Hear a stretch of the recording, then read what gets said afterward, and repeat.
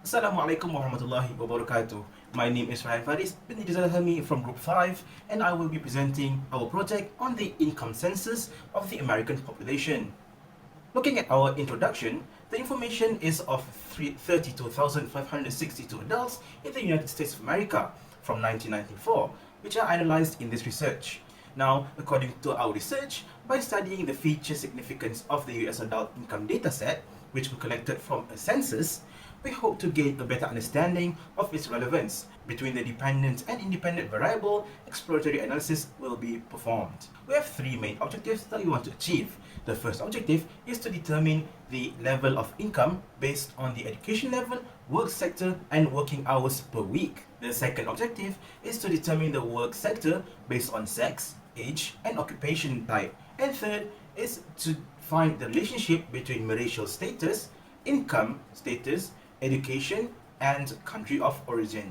For the general description of our dashboard contains 10 different charts. The next are that there are two purposes of colors. The first is for decoration and two is for representation. For the decoration, our main color is blue. For the representation, we have three main colors. For the first objective, we chose the color blue. For the second objective, we chose a more red color, and for the third objective, we chose the color green. Moving on, the order of reading of our dashboard is from left to right and from top to bottom, which is according to our section. And in this section, each section represents one objective. For our target audiences, it's basically the general public, because this data is for the general public to see and to understand more about their own population. Moving on to the visual description and purpose. First, is the level of income by education level, which the purpose is to determine the pattern of level of income for each education level. The second is the level of income by working sector, which is to determine the pattern of level of income for each working sector. Third is the level of income by working hours, which is to determine the patterns of level of income based on the working hours.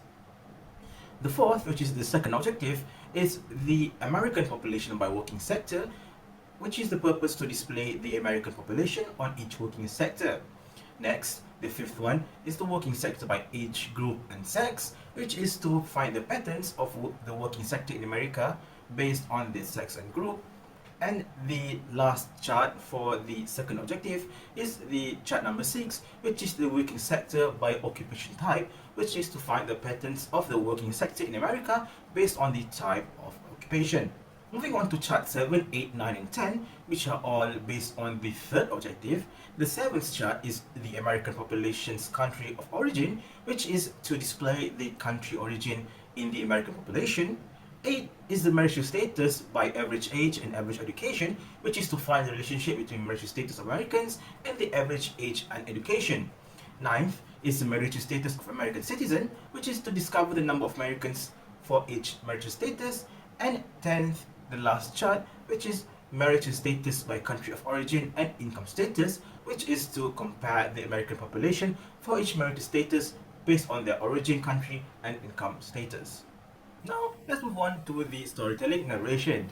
For the title of the first, second, and third chart, it is all in blue because they are all in the same objective, which is the first objective, to determine the level of income based on education level, work sector, and working hours per week.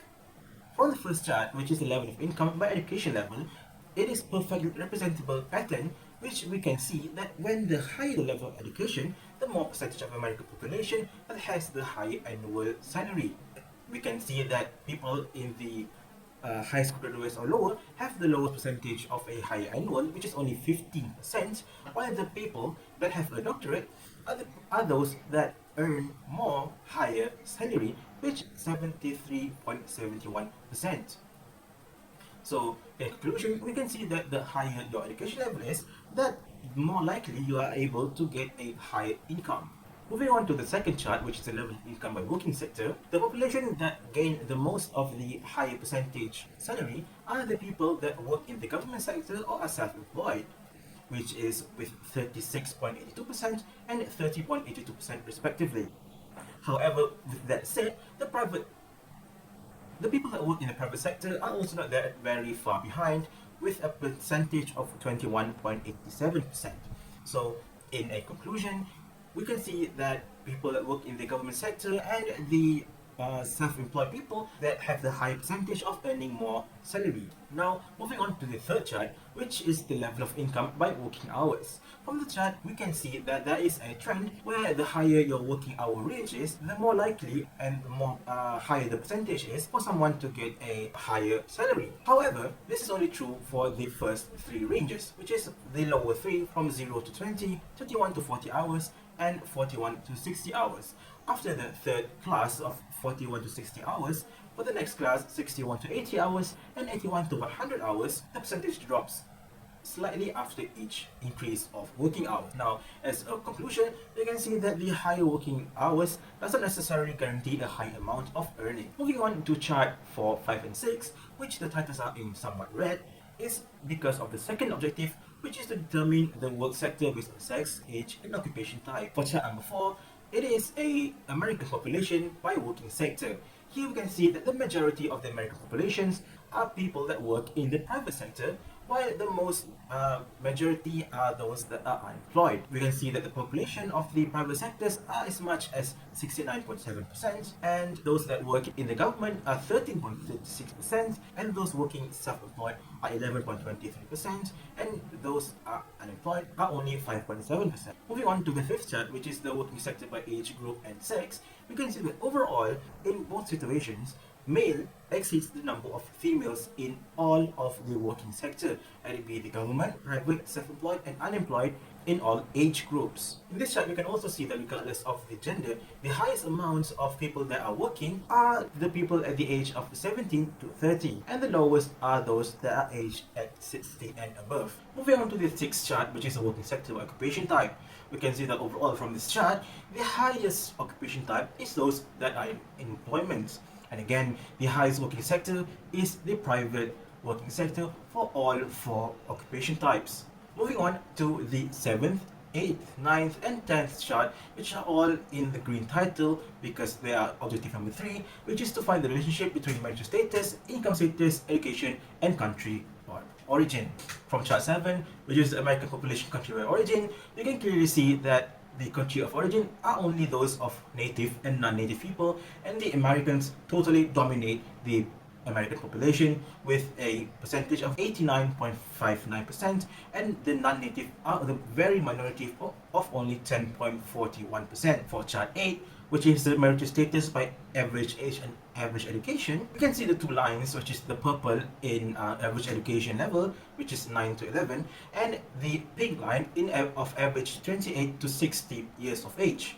Those who are widowed, which means their age is very high, as you can see is 58 years of age, their education level is the lowest out of all the 5 other marital statuses. For those who are single, have the second highest level of education, while being the youngest at only age of 28 years old, while those who are separated tend to have the second lowest level of education, while being averagely aged at 39.35%, and those who are married have the highest level of education, while being at almost the same age as those who are divorced at the age of 43. Moving on to the second last chart, which is chart number 9, the marital status of the American citizens. We can see from this chart, there are in total 5 marital statuses, which are married, single, divorced, separated, and widowed. In the American population, the majority of the marital statuses are those who are married, followed by single, and the very minority are those who are widowed. Finally, looking at the 10th chart, which is the marital statuses by country of origin and income status. First, looking at the category of the high income, which is more than 50,000 USD annually, you can see that regardless of native or non-native, usually those with the higher population are those who are married. And looking at those with the lower salary, which is lower or equal to 50,000 USD annually, we can see it's usually the majority of them are married or also single. Therefore, to conclude, the Native Americans have been mostly dominated by the singles and married citizens for both income statuses.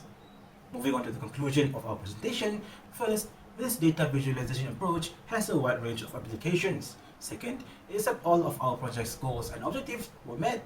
Third, there are various phases to creating an efficient data visualization that makes the data simple to understand and leaves a lasting impression to the audience. And finally, a few new properties have been established in order to simplify data visualization in a more understandable pattern. That's all from me. Thank you.